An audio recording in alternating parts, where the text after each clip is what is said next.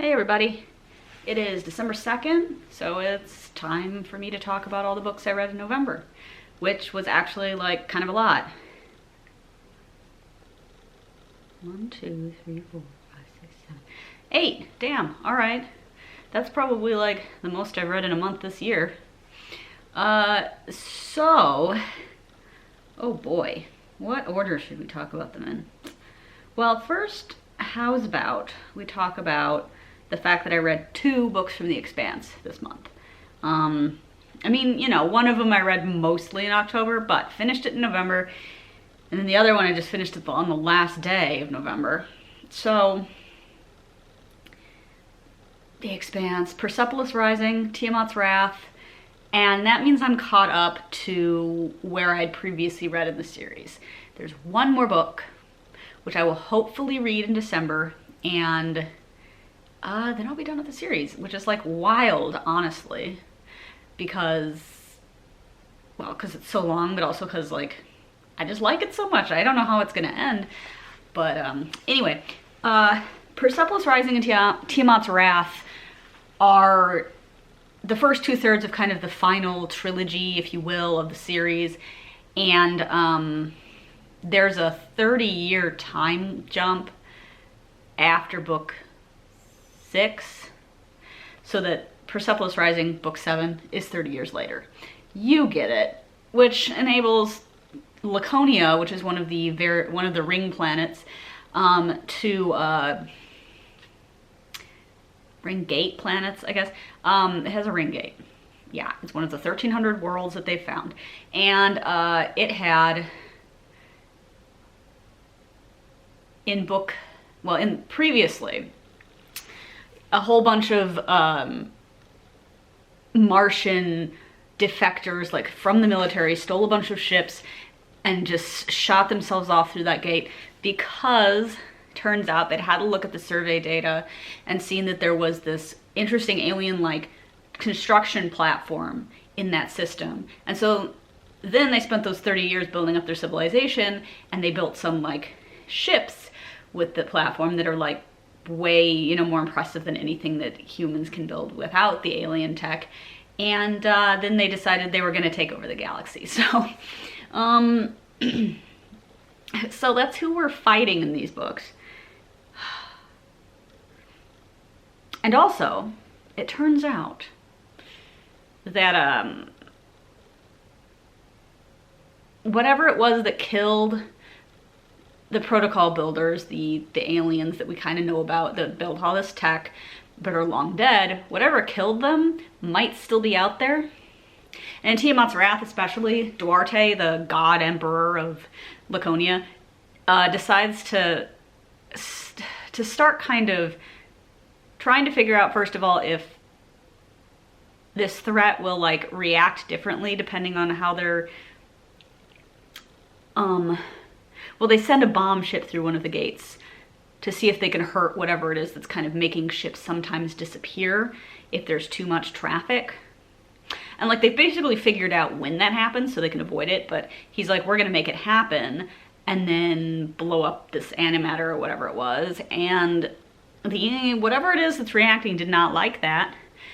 So it seems like they have whatever's out there may have noticed humanity and is trying to figure out how to collectively turn off all our brains.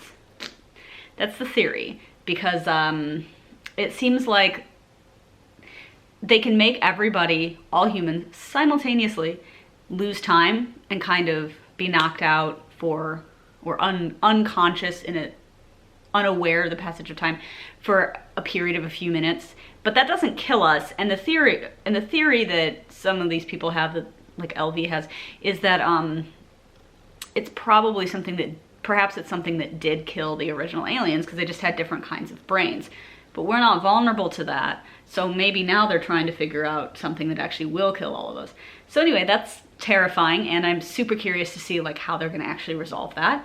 But I think that's enough about those, because like there's only so much I can say about a series that is so long. There's just too much to say, you know, I don't want to get into it. But I really liked both of the books. Let's stick with sci-fi. I read Fugitive, Telemetry by Martha Wells. So this is book 5? 6. 6. It's book 6 of the Murderbot Diaries. And it is another novella, unfortunately. I was hoping that after Network Effect, she would just write real novels. But no, this one's also a novella, and it's not set after Network Effect.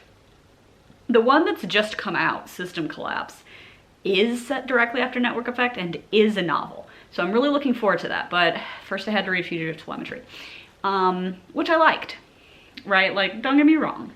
I did like it. But it was short, you know. God, I'm trying to remember what happened in it. Oh, it was basically a murder mystery, wasn't it? And so that, I liked that. That was interesting too. It felt like, well, we got to spend time with Murderbot actually having kind of a plot that I found more interesting. And also it was on Preservation Station, with Dr. whatever her name is, I don't remember. And so it was like kind of good to see it interacting in that environment, because we didn't really get to see that in between previous books. Yeah, so it was good. I don't know. Murder. And sci-fi, continuing. I also read Dead Space by Callie Wallace, which I thought was pretty good too. So this was honestly just something I picked almost at random because I needed another book. And I was just looking through the shelves. And yeah, so Dead Space kind of has some horror elements. It has a murder mystery as well, and it is set in space, and it's very like, kind of a future with, you know, very rampant capitalism where everything is awful.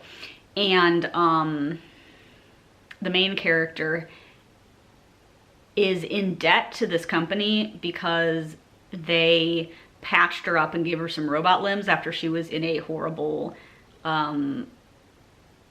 spaceship explosion terrorist attack. And she's a scientist, a roboticist, I guess, actually.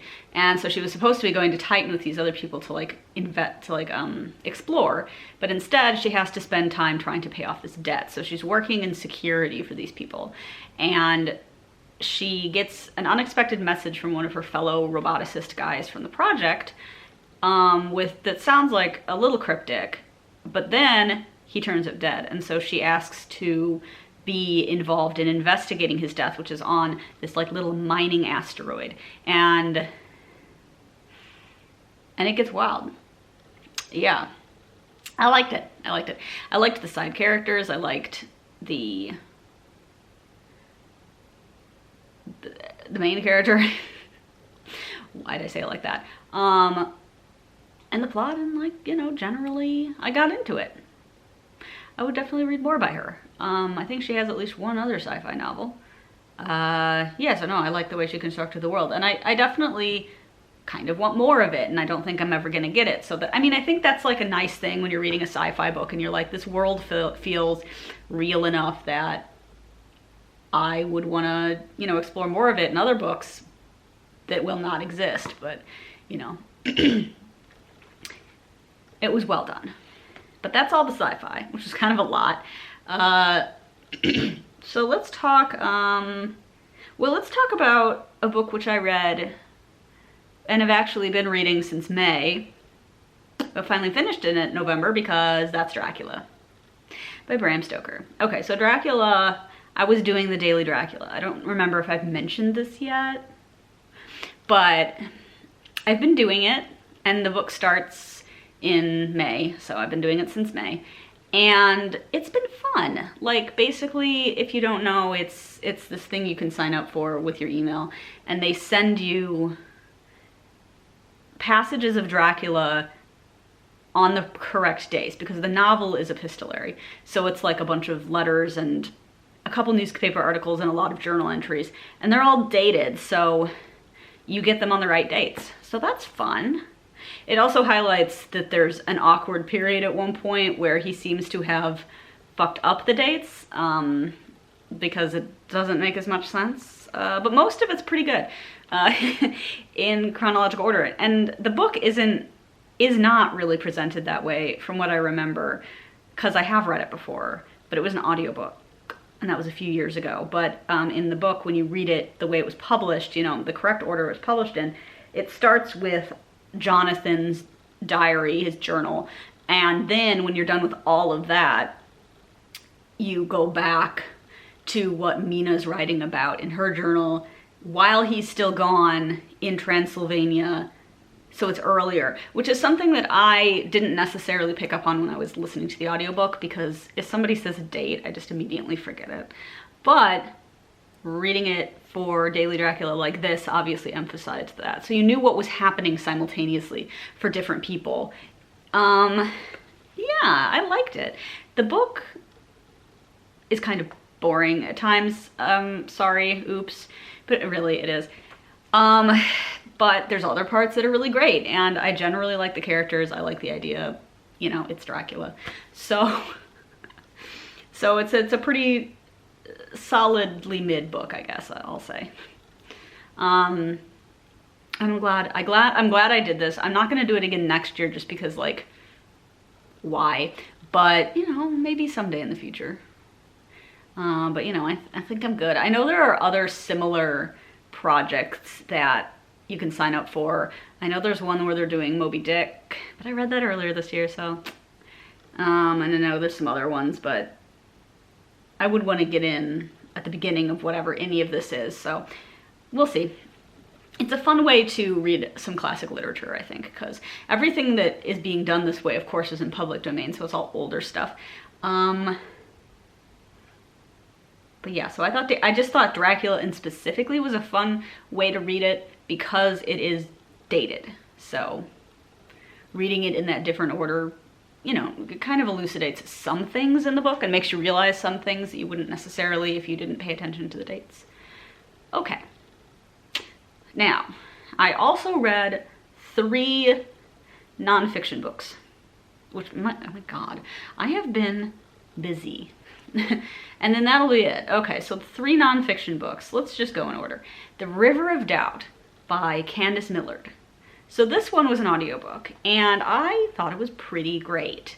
It tells the story of a trip that Teddy Roosevelt took in about 1914 or so, down a river in the Amazon, which they call the River of Doubt. Rio do Brito or something. I don't know Portuguese. Something like that. But Dubido? Dubido. That sounds better. But anyway, like I said, I listened to it, so I don't know what that looks like on paper. But it also might have a different name now.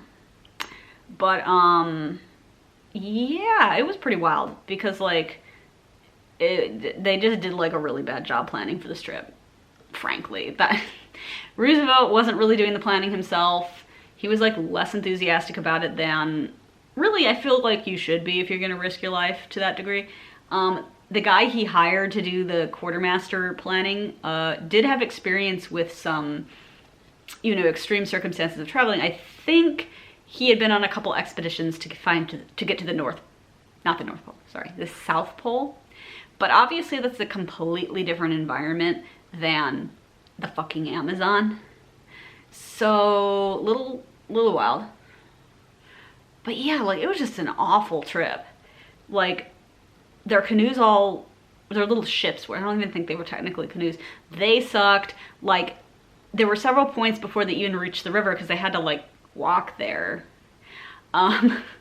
Where they had to leave behind a bunch of their stuff, or different people split off from the group, which honestly, like, when you look at it, was probably a good idea.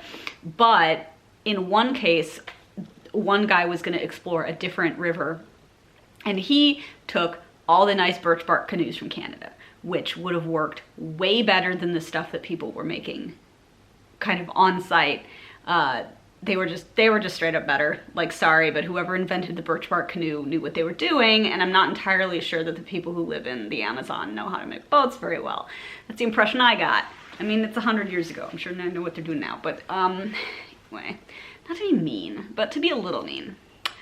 Anyway, so So they had shitty boats and they had a lot of stuff, naturally, but not really enough because the guy had assumed that they would be able to hunt more, which, wild, but you actually can't guarantee that you're gonna get that much meat hunting when you're in that area because, and the book kept explaining this stuff, basically that there's so many different kinds of life in that part of the world that they're all really good at avoiding each other, and so they're harder to find.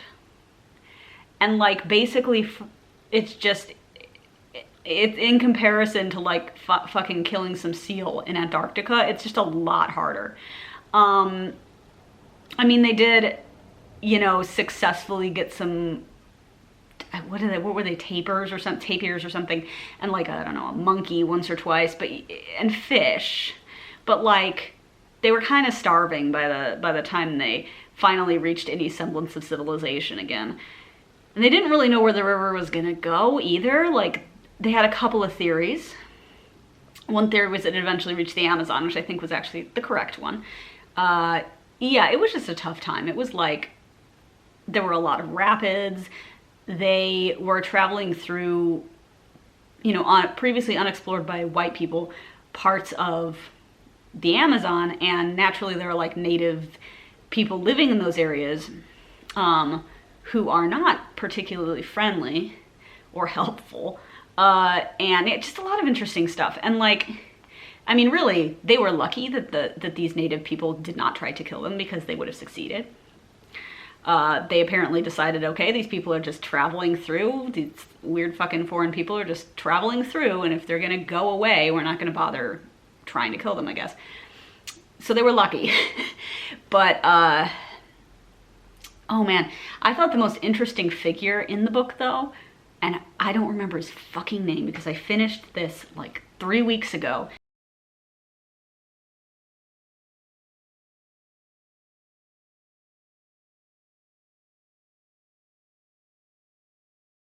But he was the Brazilian commander of the expedition, and he's apparently like a famous figure in Brazilian history, and I don't remember his goddamn name, but I liked him. He was very interesting.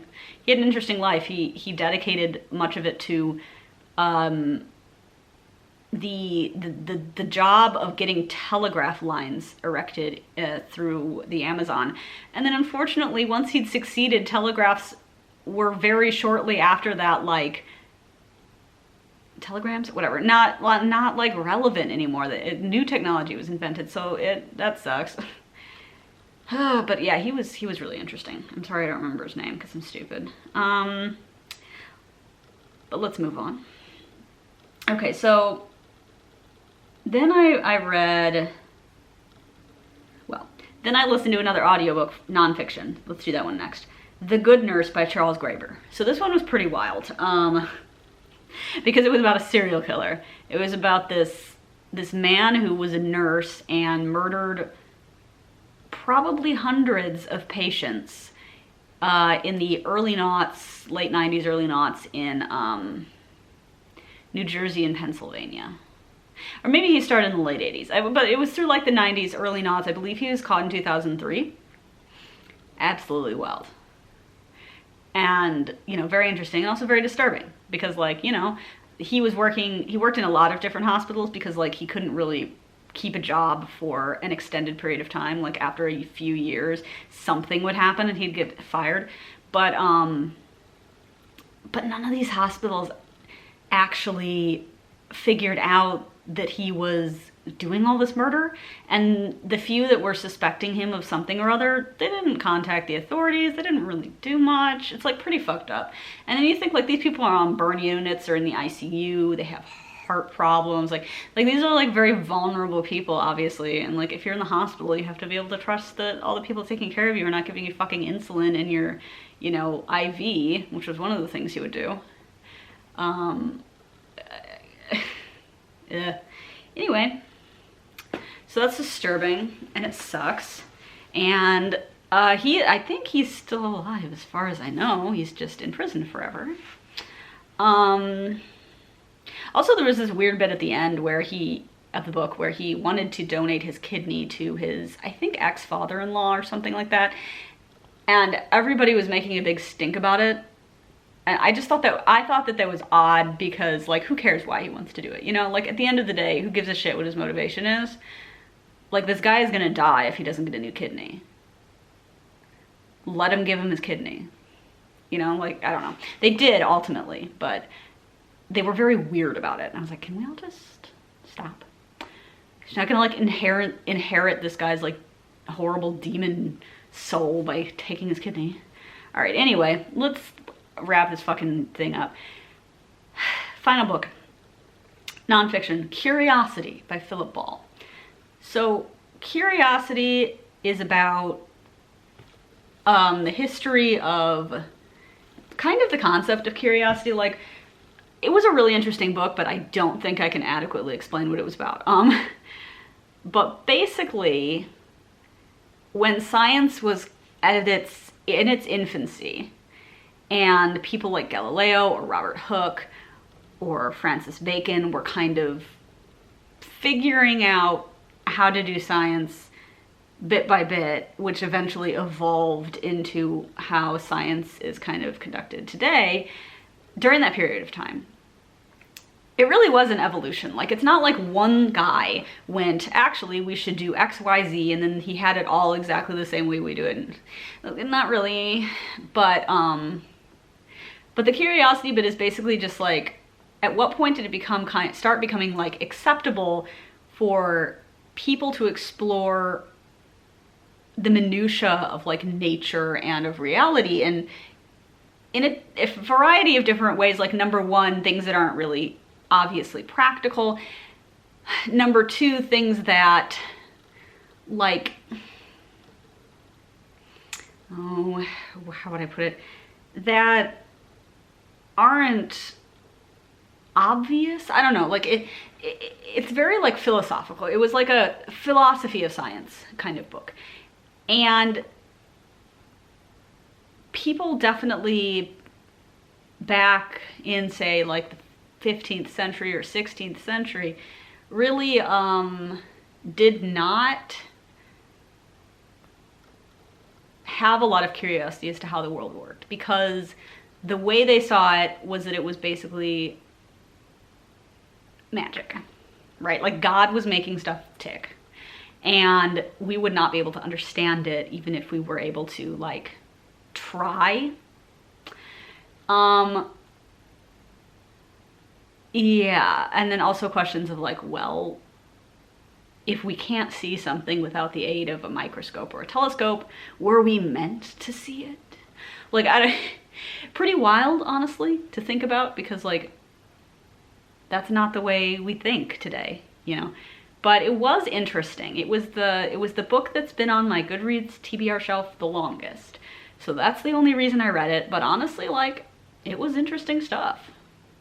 So I'm glad that I finally forced myself to get it from the library. But, yeah.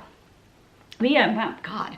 I don't even know how I managed to read that much this month, honestly. But I did, so that's great. And I'll see you all, well, the end of year wrap up kind of stuff is coming, right, in a few weeks. And I will probably film a favorites video like I did last year. So, you know, I don't have kind of a, like, last year I had the sparrow that I was so obsessed with, and this year I don't have an equivalent really, which is too bad. But, you know, I still read some good stuff, so I'm gonna do that, and obviously also wrap up December, but, and also kind of the year as a whole. And I can talk about the books I've bought this year, which currently there's only 4, so. I don't buy a lot of books. Yeah, anyway, so I will see you all then.